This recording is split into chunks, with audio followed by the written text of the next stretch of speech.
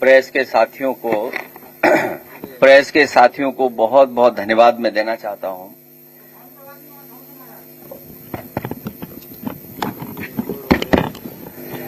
Press के साथियों का मैं बहुत बहुत धन्यवाद देना चाहता हूं। नए साल पे हम लोग मिले थे और हम लोग मिलकर के एक दूसरे को बधाई दिए थे। आज फिर हम लोग आपको बधाई देते हैं, नववर्ष की शुभकामनाएं देते हैं। आप स्वस्थ रहें, स्वास्थ्य अच्छा रहे और हम सब लोग मिलकर के इस लोकतंत्र को बचाने के लिए लगातार काम करते रहें। हाल ही में जो उत्तर प्रदेश में लगातार एसआईआर की एक्सरसाइज चल रही थी, जिसमें बड़े पैमाने पर अधिकारियों को शामिल किया गया था। कई विभागों के अधिकारी इस काम में शामिल किए गए थे और उसके माध्यम से उत्तर प्रदेश जो सबसे बड़ा स्टेट है देश का, एसआईआर का काम चल रहा था। स्पेशल रिवीजन जो हो रहा है वोटर लिस्ट का, किसी भी पॉलिटिकल पार्टी ने विरोध नहीं किया और सभी पॉलिटिकल पार्टी के बीएलए जो जितने जहां बना सकता था उसने बनाया और ये पूरे उत्तर प्रदेश में एक्सरसाइज हुई। अब जब ड्राफ्ट मतदाता सूची आ गई है तो जैसी आशंका थी कि लगभग 3 करोड़ वोट उसमें काट दिए जाएंगे। हम लोग आशंका केवल 3 करोड़ वोट की कर रहे थे, लेकिन उसी दौरान जब ड्राफ्ट वोटर लिस्ट नहीं आई थी, उस समय देश के इकलौते सबसे बड़े उत्तर प्रदेश के मुख्यमंत्री जी उन्होंने कहा कि लगभग 4 करोड़ वोट उनके कटने जा रहे हैं, जिस समय किसी को जानकारी नहीं थी कि कितने वोट काटे जाएंगे, कितने वोट कटेंगे। उस समय उत्तर प्रदेश के मुख्यमंत्री जी ने अपने नेताओं के, अपने कार्यकर्ताओं और अधिकारियों के बीच में ये कहा कि 4 करोड़ वोट कटने जा रहे हैं, वो भारतीय जनता पार्टी के हैं। उनकी स्पीच आर्काइव में है, सबके पास है, सबने सुनी है। ये बात तो आई, लेकिन उत्तर प्रदेश के कन्नौज के पूर्व सांसद उन्होंने ये कहा कि अभी तो 3 लाख वोट कटे एक जिले में, अभी 2 विधानसभाएं अलग अलग जिले में हैं, उसमें भी हम लोग काटेंगे वोट। अगर बीजेपी के नेता, बीजेपी के पूर्व सांसद, बीजेपी के मुख्यमंत्री ये बात कहें तो ये सवाल उठता है कि इलेक्शन कमीशन, उसकी क्रेडिबिलिटी क्या है?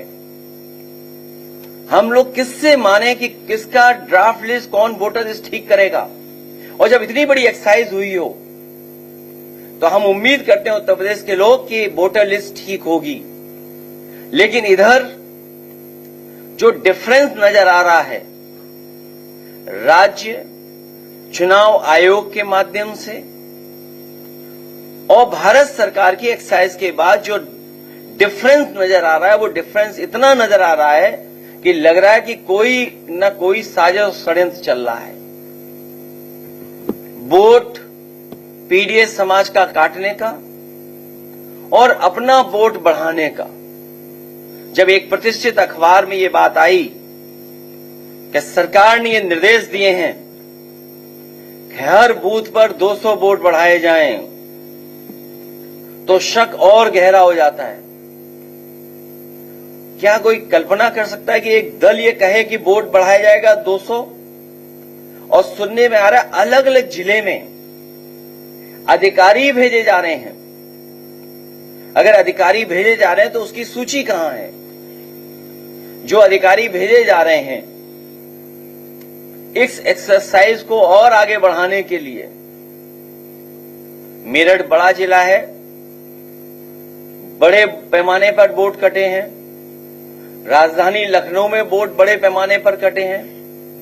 वो गिनती में क्या दोबारा दोहराऊं कि जो गिनती हमने आपने सोचा भी नहीं था कि लाखों लाख वोट एक एक विधानसभा से साफ हो गए। वो कई चरणों में वो कविताएं और कहानियां भी सुनने को मिली। एक कौवे वाली सुनने को मिली। कोई एक समझदार कौवा था, वो सुन लेता था, समझ लेता था। कभी पत्थर से भगाने की बात हुई, लाठी से भगाने की बात हुई, बंदूक से भगाने की बात हुई, वो समझ जाता था, वो पकड़ा नहीं जा रहा था, वो चोट नहीं खा पा रहा था। लेकिन जब उसे बताया गया कि मैं लाठी मांगू और तुम 12 बोर बंदूक ले आना, वो कहानी हमने आपने सबने सुनी है। तो जो सोचिए, हम इलेक्शन कमीशन में भरोसा करते हैं, आयोग पर भरोसा कर रहे हैं, और आयोग पे पहली बार सवाल नहीं खड़ा हुआ है। याद कीजिए, बाई इलेक्शन जब हुआ था, यहां रामपुर के लोग होंगे और रामपुर के आसपास के जिले के लोग हैं, हम लोगों ने वो वीडियोस डाले, वो तस्वीरें डाली जिसमें पुलिस वोटर्स को रोक रही थी। किसी पुलिस के अधिकारी पर कार्रवाई नहीं हुई।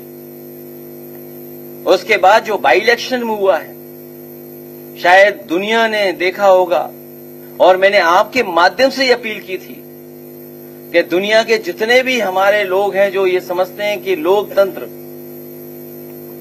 में जो मतदान होता है, जो मतदाता आता है, कितना सुरक्षित है, कितना सुरक्षा के साथ आता है, कि दुनिया देखे कि कैसे वोट पड़ता है यूपी में। उसके लिए आपसे भी अपील की थी और अंतर्राष्ट्रीय प्रेस से भी अपील की थी। बाई इलेक्शन कैसे हुआ था आपने, हमने सबने देखा है। कुंदरकी में पूरा प्राइवेट ड्रेस में अधिकारियों ने मिलकर के वोट डाल लिया, मीरापुर में वोट डाल लिया, कटहरी में वोट डाल लिया। अयोध्या क्योंकि हारे थे, इसलिए अपनी हार को छिपाने के लिए हराना था समाजवादी पार्टी को। तो बाई इलेक्शन हम लोगों ने देखा जहां पर कई बार प्रश्न लगे थे चुनाव आयोग पर। इसलिए हमें उम्मीद है इस बार कि जब इतनी बड़ी एक्सरसाइज हो रही है एसआईआर की, तो जो जेन्युइन वोटर है उसका वोट बनना चाहिए। और हमारा तो सुझाव यह है कि कोर्ट में तो चल रही है मामला, लेकिन उत्तर प्रदेश में कम से कम आयोग ये डिफरेंस देखते हुए ये फैसला ले कि आधार से जोड़ दिया जाए वोटर। क्योंकि ये जो डिफरेंस नजर आ रहा है गांव शहर का और पूरी वोटर लिस्ट का, बहुत ज्यादा डिफरेंस नजर आ रहा है। मैं तो कहूंगा कि ग्राफ वो स्क्रीन पे लाए जाएं, जो ग्राफ्स हैं। ऐसा ड्राफ्ट के अनुसार पात्र मतदाता 12 करोड़ 56 लाख, सबके पास आंकड़े हैं।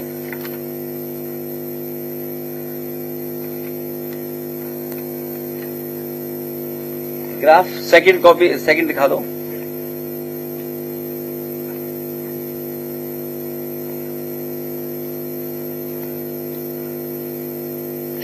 ये भी आंकड़ा सही है, श्रीवास्तव जी देखते रहे आंकड़ा, ये आंकड़ा ठीक है एकदम। वही चुनाव आयोग की नई पंचायत एसआई ड्राफ्ट के अनुसार उत्तर प्रदेश में केवल ग्रामीण मतदाता 12 करोड़ 70 लाख के करीब है। ये आंकड़े ठीक है एकदम। चुनाव आयोग ने बताया कि एसआईआर में करीब 40 लाख लोगों के नाम जोड़े गए हैं। ठीक है, नेक्स्ट।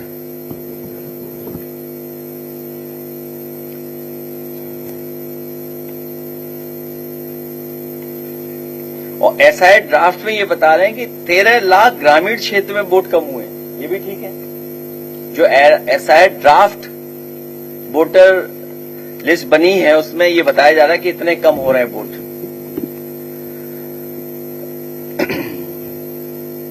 तो महत्वपूर्ण सवाल ये बनता है कि जब पंचायत और विधानसभा में एसआईआर और वोटर लिस्ट समान बीएलओ तैयार कर रहे हैं, तो कैसे विधानसभा के लिए पूरे प्रदेश के मतदाताओं की संख्या 12.56 करोड़ है, जबकि पंचायत चुनाव के लिए केवल ग्रामीण मतदाताओं की संख्या 12.69 करोड़ है, लगभग 12.69। तो डिफरेंस कैसे नजर आ रहा है जब एक ही बीएलओ दोनों काम कर रहा है?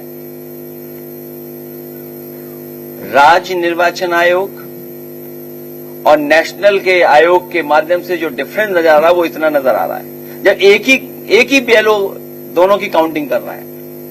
दूसरा सवाल, बीएलओ द्वारा किया जा रहा है एसआईआर में कैसे विधानसभा के मतदाता ड्राफ्ट में 2,88,00,000 वोटर काटे गए हैं, जबकि पंचायत चुनाव में उन्हीं बीएलओ द्वारा 40 लाख जोड़े गए हैं। क्या इसी तथ्य को छिपाने के लिए पंचायत चुनाव के मतदाताओं का फाइनल एसआईआर ड्राफ्ट 50 दिन के विलंब से आएगा? जब एक ही बीएलओ ने दोनों तैयार की है वोटर लिस्ट, तो आखिरकार स्टेट का जो डेटा है वो क्यों नहीं आ रहा है? वो लेट क्यों दे रहे हैं लोग? अब क्योंकि हम किससे मांग कर सकते हैं? चुनाव आयोग से ही मांग कर सकते हैं ये, क्योंकि सरकार में बैठे हुए लोगों ने तो पहले ही निर्देश दे दिया है कि 200 वोट बढ़ाने हैं आपको। इसलिए हम लोगों ने तैयारी कर ली है, एक प्रारूप भी तैयार कर लिया एफआईआर का। अपने कार्यकर्ताओं को हम लोग प्रारूप दे देंगे, कहीं उन्हें फर्जी वोट बनता हुआ नजर आए या जानकारी मिले, बस उन्हें नाम डालना है, बाकी प्रारूप पूरा बना है उनके लिए। उन्हें ज्यादा मेहनत नहीं करनी पड़ेगी, केवल नाम डालना पड़ेगा, उन्हें डिटेल देने पड़ेंगे। इसलिए प्रारूप तैयार कर करके एफआईआर का कैसा होगा वो हम लोग तैयार कर करके दे देंगे उन्हें। चुनाव आयोग बताएगी दोनों में कौन सा एसआईआर सही है, क्योंकि दोनों आंकड़े एक साथ सही नहीं हो सकते हैं। इसलिए वो दिखाइए नेक्स्ट ग्राफ, नेक्स्ट लास्ट वाला ग्राफ, इससे हाँ ये ठीक है। इसके बाद वाला भी ग्राफ दिखा दीजिए। अब बताइए 17 करोड़ हो गया। ये भी सही है आंकड़ा, गलत आंकड़ा तो नहीं है? हाँ हाँ, ये आपके पास भी होगा आंकड़ा, प्रेस के पास भी होगा। हमें उम्मीद है प्रेस के लोग जरूर सवाल करेंगे सरकार से कि आखिरकार ये वोट इतना कैसे बढ़ गया। हमें उम्मीद है कि चुनाव आयोग इन सभी सवालों का जवाब देगा।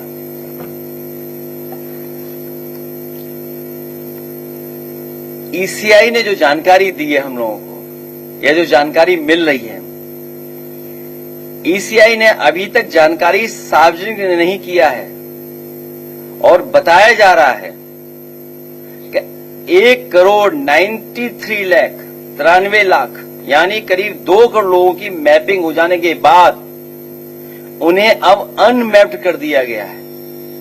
ये बहुत सीरियस सवाल है कि मैपिंग के बाद लगभग 2 करोड़ वोट अनमैप्ड किए जा रहे हैं और बताया जा रहा है कि कोई एरर हुआ है उसमें। ये एरर नहीं है, ये बीजेपी के लिए एरर किया गया है। बीजेपी गलती नहीं करती है, बीजेपी जानबूझ के गलती कराती है या गलती करती है जिससे आप उलझ जाएं उसी में। अगर मैपिंग के बाद अनमैप्ड किया गया तो ये बहुत सीरियस सवाल है कि लगभग 2 करोड़ वोट अनमैप्ड कर दिए गए हैं। अब इनको नोटिस भेजकर इनसे भी दस्तावेज बीएलओ के माध्यम से जांच की जाएगी। हमने और 2 तो लगभग 3 करोड़ से ऊपर अब इनको नोटिस भेजा जाएगा अनमैप्ड को, और पहले से जो नहीं शामिल हुए जिनको पहले से है मैपिंग में नहीं है उन सबको नोटिस जा रहा है। 3 करोड़ से ऊपर लोगों को नोटिस जा रहा है पहले बताया गया था मैपिंग वाले मतदाताओं को कोई नोटिस नहीं भेजी जाएगी और जांच भी नहीं होगी। अब जब अनमैप्ड कर दिया तो उनको नोटिस भी जाएगा।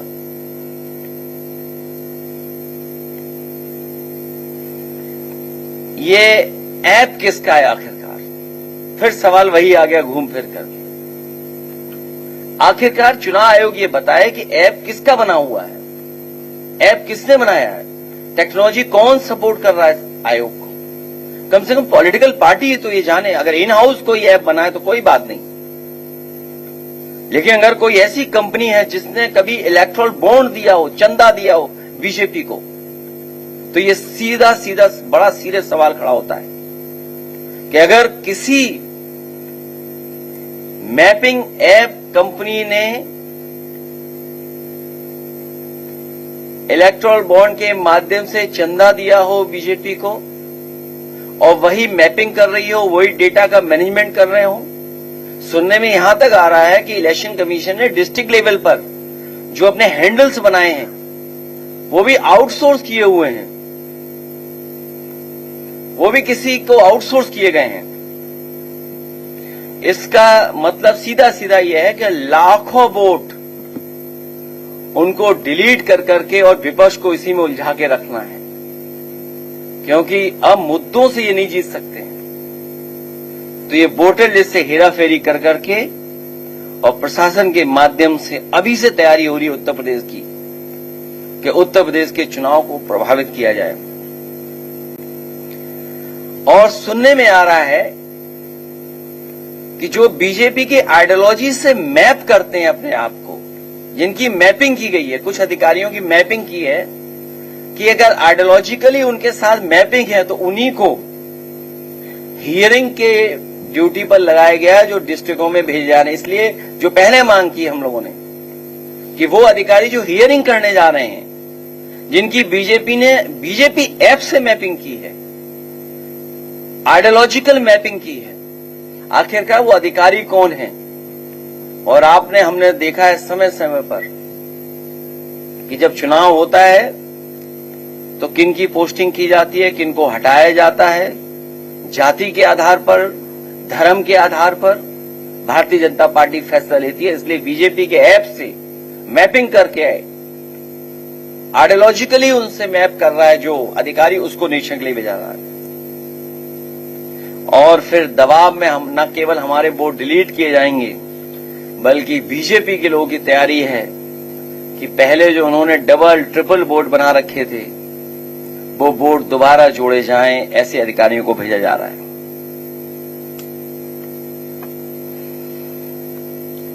हियरिंग जो हो उस समय राजनीतिक दलों के बीएलओ की मौजूदगी में हो और ये सुनिश्चित किया जाए कि वहां पर बीएलए मौजूद हैं पॉलिटिकल पार्टीज के। और हियरिंग के फैसले के बाद जो कुछ निष्कर्ष निकलता है वो जो सूची बने वो नोटिस बोर्ड पे लगाए, जिससे आम जनता देख सके, वोटर देख सके और पॉलिटिकल पार्टीज को भी प्रोवाइड की जाए वो लिस्ट। और कम से कम अधिकारियों का नंबर, मोबाइल नंबर तो दिया जाए जिससे हम लोग संपर्क कर सकें, हमारे बीएलए संपर्क कर सकें कि कहीं कोई गलती तो नहीं हो रही है। इसलिए भारतीय जनता पार्टी और पूरी सरकार मिलकर के ये साजिश कर रही है कि वोट अब बढ़ाया जाए और डबल बनाया जाए। चुनाव आयोग इस बात को संज्ञान में ले कि सरकार तैयारी कर रही है कि वोट उनके जो इधर उधर हो गए उनके डबल ट्रिपल बना दिए।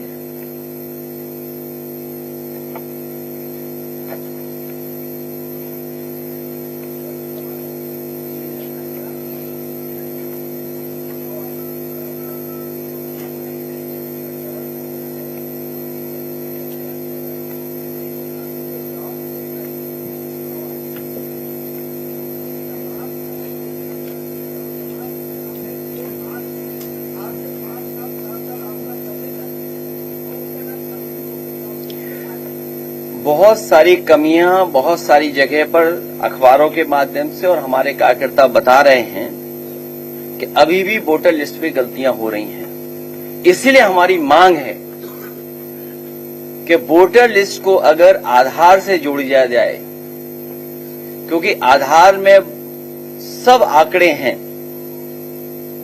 आपकी रेटिना का इमेज है, बायोमेट्रिक है, शायद ये दो चीजें कोई डबल नहीं बना सकता है। इसलिए आपके माध्यम से हमारी अपील है, फिर मैं वही बात कहता हूं कि आधार ऐसा बनाया जाए जो दोबारा कोई न बना ले। सुनने में आया कि भारतीय जनता पार्टी के पास बूथ स्तर पे वो मशीनें हैं जिससे वो आधार नकली बना लेते हैं। समाजवादी तमाम निष्ठावान कार्यकर्ताओं ने ये जानकारी दी है कि जब भी चुनाव होता है भारतीय जनता पार्टी ऐसी मशीनें लाती है जिससे आधार बना लेते हैं, आधार कार्ड बनता है। हमारी मांग है कि आधार मेटल कार्ड बनाया जाए।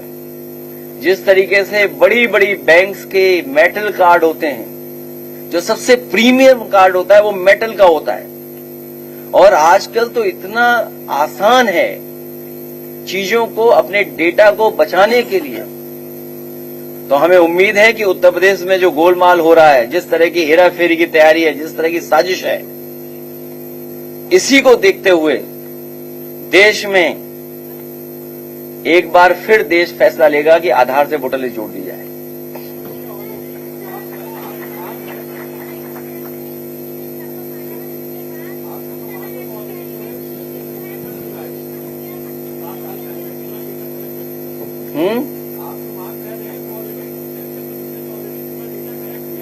ये जो डेटा का नया दौर है, ये नया समय है जहां डेटा बहुत इंपॉर्टेंट हो गया है। और बीजेपी ने जो काम किया, ईडी, सीबीआई, इनकम टैक्स, कोई नया काम नहीं है।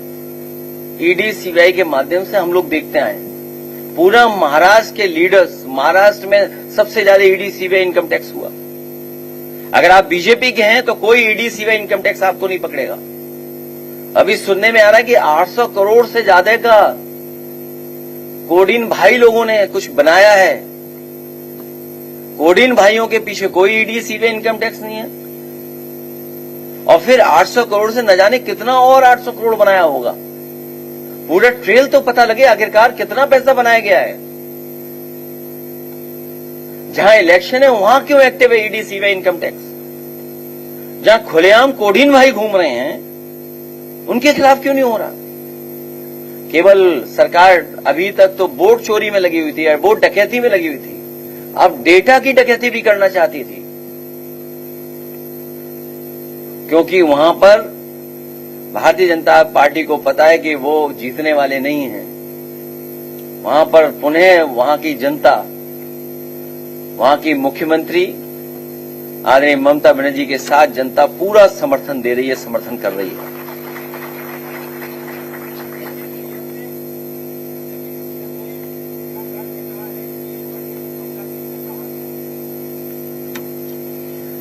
ये घिसा पिटा डायलॉग है उनका। जिनकी खुद की फिल्म न चली हो उनके डायलॉग क्यों ला रहे हो यहां पर?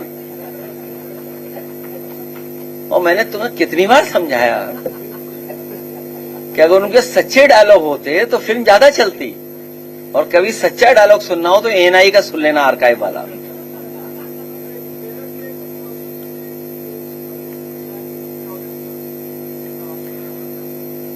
बहुत दुखद है क्योंकि उसमें भारतीय जनता पार्टी के लोग ही शामिल हैं, इसीलिए कार्रवाई नहीं हो रही है। बहुत दुखद है कि एक बेटी के साथ ऐसी घटना हुई है।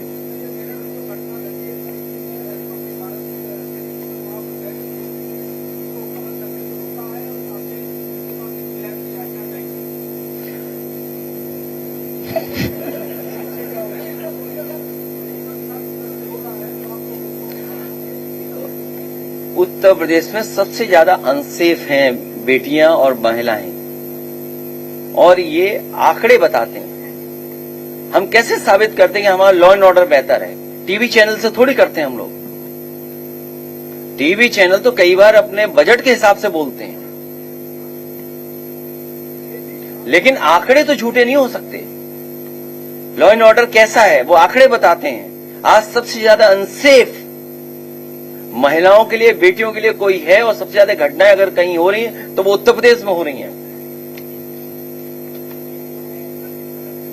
और न केवल आपके चैनल को साथ हो रहा ये व्यवहार, आपने तो खुद फेस किया है कई बार।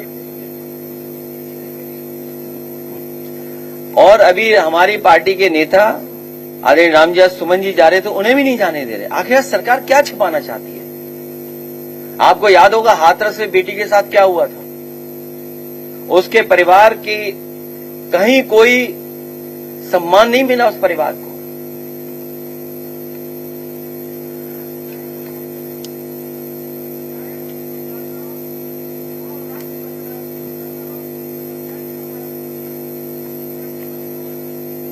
वही तो हम जानना चाहते हैं, ये डिफर क्यों है। कोई चार्टर्ड अकाउंटेंट बुलाएं, वही तो गिनती ठीक करेगा। और फिर अब तो ये भी बताना चाहिए घुसपैठिया कितने निकले। भाई घुसपैठिया भी तो निकालेगा आंकड़ा, घुसपैठिया का भी तो आना चाहिए इसमें। भाई जहां आंकड़े राज्य निर्वाचन आयोग के और भारत सरकार के आयोग के अलग अलग आ रहे हैं, यही तो चिंता का विषय है। और फिर चिंता का विषय इसलिए भी और है क्योंकि जब मुख्यमंत्री कह रहे हैं कि 4 करोड़ हमारे वोट कट गए, मैपिंग के बाद अनमैपिंग हो रहे हैं वोटर और उनको नोटिस भेजा जाएगा लगभग 4 करोड़ लोगों को। अधिकारी पोस्ट हो रहे हैं मैपिंग करके, उनके आइडियोलॉजिकल मैपिंग करके उनके अधिकारी पोस्ट हो रहे हैं। तो कितना बड़ा संकट है। ये वोटर लिस्ट अपने हिसाब से बनाना चाहते हैं कि चुनाव कैसे जीता जाएगा, वैसा वोटर लिस्ट बनाइए।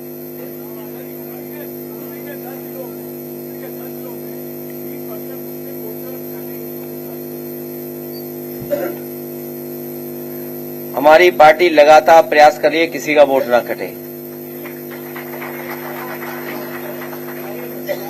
और हमारी पार्टी के पास जहां पर अगर जानकारी मिली है तो हमारे बीएलए पूरी जिम्मेदारी के साथ उनका वोट बनवाएंगे। और नोबेल प्राइज विनर जिनको नोबेल का सम्मान मिला, बताओ उनकी नागरिकता पूछी जा रही है। वो आपको चिंता का विषय नहीं लगता? इसीलिए याद कीजिए, पहले दिन से समाजवादी पार्टी ने कहा ये एसआईआर नहीं है, एसआईआर के बहाने एनआरसी करने जा रहे हैं। जो काम होम डिपार्टमेंट का था, होम डिपार्टमेंट ने वो काम चुनाव आयोग से करवाया है। क्योंकि सुनने में आ रहा है जो चुनाव आयोग के सबसे बड़े अधिकारी हैं वो पहले होम डिपार्टमेंट में ही काम करते थे। तो सोचिए आप, जो काम होम डिपार्टमेंट को करना था वही काम भारतीय जनता पार्टी ने चुनाव आयोग से करवाया। ये तो बाद में हम लोग किसी ने जानकारी दी, किसी पत्रकार साथी ने, कि जो सबसे बड़े अधिकारी हैं ये भी होम डिपार्टमेंट में थे।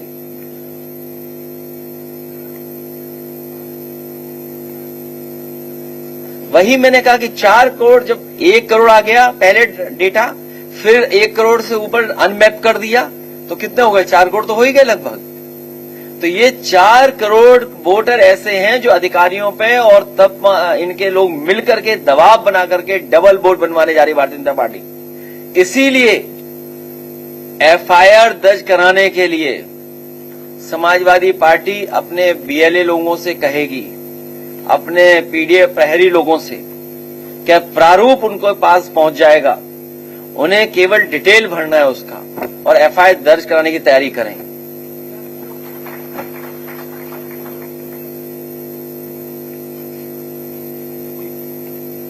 किसने बताया आपको? एक ट्वीट में उनकी जान निकल जाती है भारतीय जनता पार्टी की।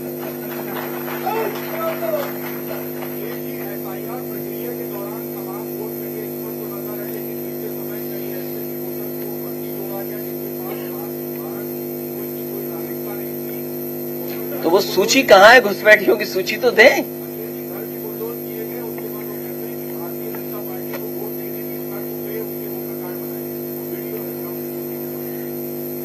ये लखनऊ की बात कर रहे होंगे आप? हाँ, कहाँ की? अच्छा, हमारे पत्रकार साथी को ये भी जानकारी होगी और सच बताना आप भी। जिस प्लॉट पर उन्हें रोका गया था या जहां पर वो रह रहे थे लोग, वो आसाम के थे शायद, सब आसाम के निकले। और किराया कौन वसूल रहा था? सुनने में आया बीजेपी के लोग किराया ले रहे थे। जो रोके हुए थे वो बीजेपी के लोग थे, किराया ले रहे थे। ये हमारा ग्राउंड रिपोर्ट बता ही नहीं दिया।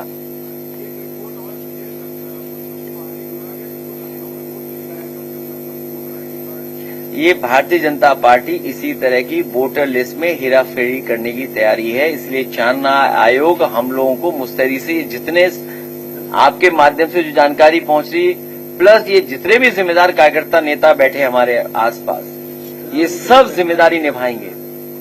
क्योंकि जितना वोटर लिस्ट हमारी बेहतर हो जाएगी और जितना हम वोट अपना बचा लेंगे और बना लेंगे, उतना ही जल्दी हम लोग भारतीय जनता पार्टी को हरा देंगे।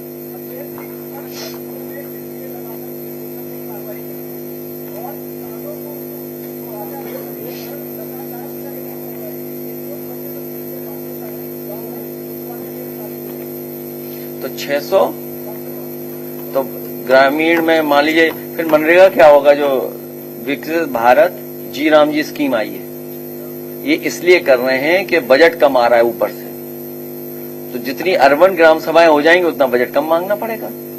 और प्लस जानबूझ करके ये कर रहे हैं, दबाव बनाए जो मुआवजा न देना पड़े। समाजवादी सरकार बनेगी तो सर्किल रेट बढ़ा करके ही किसानों को मुआवजा दिया जाएगा। ये हमारी पॉलिसी रही है, उसी पॉलिसी पे हम लोग काम करेंगे। मार्केट वैल्यू जब दी जाती है तो कोई किसान जल्दी आंदोलन नहीं करता है। जब आप मार्केट वैल्यू से नीचे लेना चाहते हैं, जमीन कब्जा करना चाहते हैं और सरकार अपना बुलडोजर लेकर के चलना चाहती है, मैं अपने पत्रकार साथी से कहना चाहता हूं, बीजेपी के ज्यादा हैं इलीगल चीजें। वोटर लिस्ट पे पूछें, इधर उधर मत भागो। नहीं, वोटर लिस्ट पे पूछे तो जवाब देंगे, वरना अपना सवाल अपने पास रख लेना।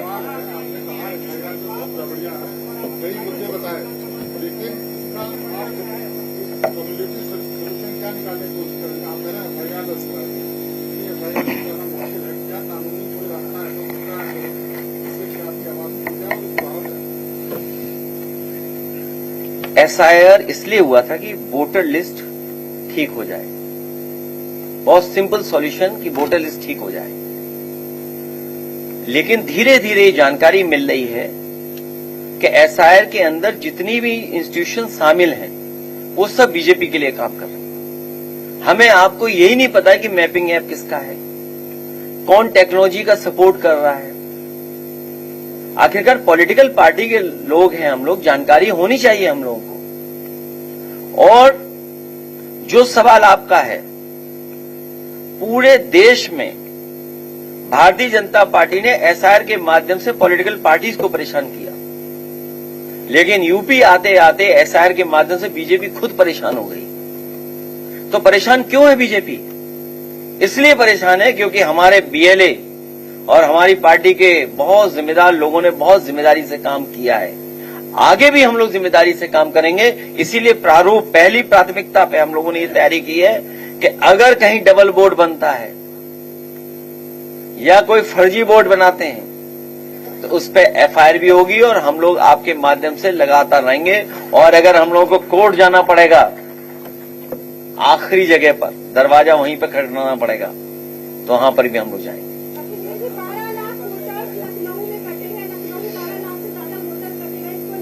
तो बीजेपी के लिए चिंता का विषय है कि 12 लाख वोट कटे, इसका मतलब जीत भी उनकी हार है। इसका मतलब रविदास जी हमारे जीत गए होते अगर ये काम हम लोगों ने पहले किया तो होता।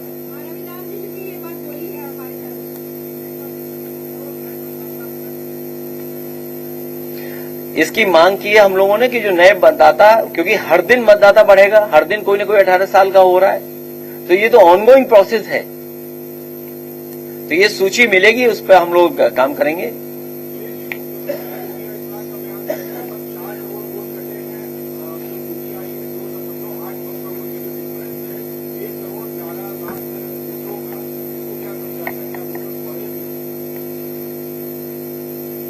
एडिशन तो हुआ है, लेकिन कटे कितने वोट हैं? एडिशन तो मैं कह रहा हूं, आज भी कोई 18 साल का हो गया। आज ही एक किसी का जन्मदिन मनाया हम लोगों ने, एक बुजुर्ग थे, एक नया लड़का था कोई, तो वो एडिशन तो होगा ही होगा। हर दिन वोट बढ़ेगा। ये कोई बहुत बड़ी साजिश कर रही है बीजेपी, बहुत बड़ा षड्यंत्र है ये विपक्ष के खिलाफ। इसके साथ साथ ये सबसे बड़ा तो ये है कि 1,93,00,000 लगभग 2 करोड़ फिर अनमैप्ड हो गए। ये कितना सीरियस इशू है। और 1,04,00,000 पहले था। तो टोटल लगभग 4 करोड़ लोग अनमैप्ड हो गए जिनको नोटिस भेजा जाएगा। ये सीरियस सवाल है।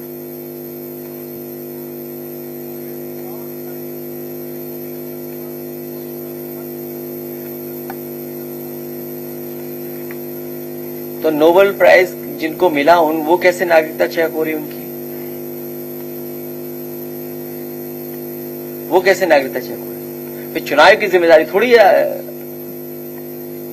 नागरिकता चुनाव आयोग नहीं देख सकता, इतना तो आपको भी पता होगा। क्या बनाने के लिए? तो वो सूची तो दे आखिरकार, सूची कितने घुसपैठिए निकले उसमें।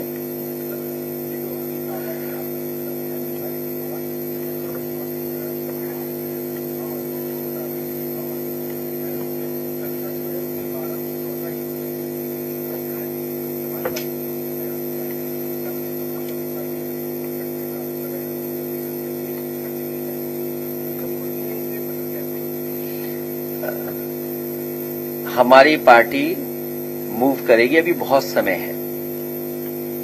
हम बहुत सी चीजें क्यों डिस्क्लोज करें अभी? पहले हम ये जान लें कि आखिरकार ये क्या कर रहे हैं सरकार के लोग।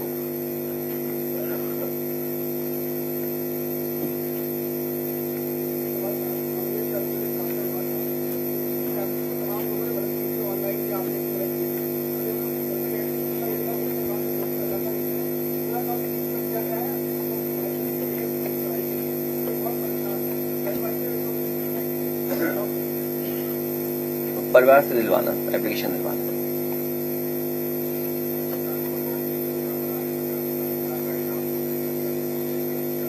कानपुर के 2 नेता बैठे हमारे, 3 के कई बैठे हैं। अखिलेश दुबे के बारे में पूछ लो इन लोगों से, कई आईपीएस फंस जाएंगे उसमें।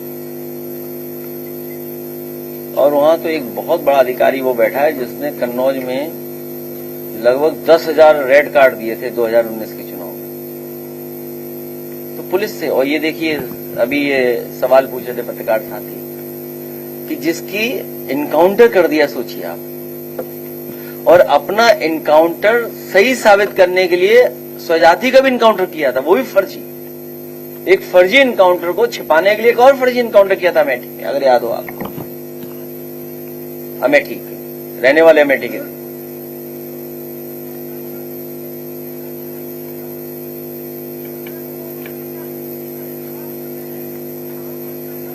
तो इसका मतलब जो लोग धार्मिक रूप वहां लिए बैठे हैं, वो क्या माने उनको?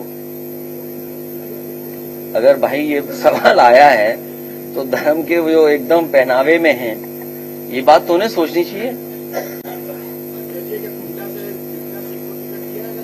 तुम क्या उनके समर्थक हो क्या? कौन है, कौन पूछ रहा है? टिकट देने की बात हम लोग बाद में करेंगे, अभी बहुत समय है। नहीं, टिकट आप लोग मत बांटो।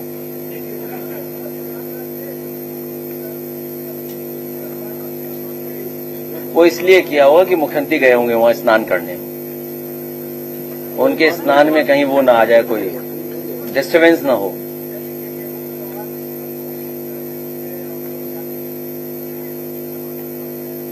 वीसी को अच्छा रखना चाहिए, इंस्टीट्यूशन को ठीक रखना चाहिए। एक ही विचारधारा के लोग लड़ रहे हैं तो उसमें क्या हमें फर्क पड़ रहा है? और केजीएमयू में अच्छा हो, इलाज अच्छा हो, अस्पतालों में इलाज हो। कल मैं परसों पीजीआई गया था, पीजीआई की भी हालत देखने लायक है। इंस्टीट्यूशंस खत्म कर दिए सब, इलाज कहाँ मिल रहा है किसी को? गरीब को इलाज प्राइवेट में जाना पड़ रहा है। और अभी कुछ पढ़ रहा था मैं अखबार में, न्यूज थी कि पोस्टमार्टम किसी का होना था, ले किसी को गए थे। बताए, हद कर दी। क्या है ये मेडिकल? क्या हो रहा है ये? कोई है इलाज विलाज देखने वाला?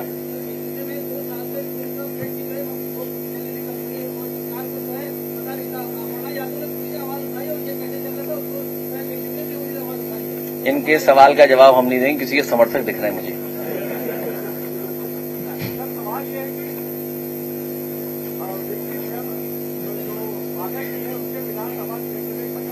आज ड्रेस अच्छी लग रही है आपकी। कहाँ से बनवाई है ड्रेस? बहुत अच्छी लग रही है। हैं? नहीं, मिलिट्री नहीं लग रही।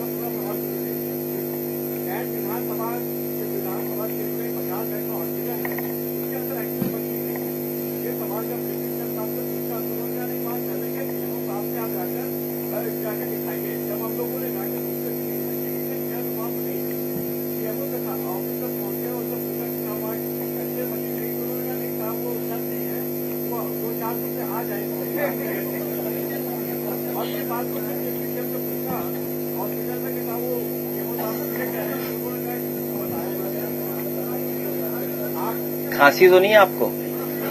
बस तब ठीक। बहुत धन्यवाद।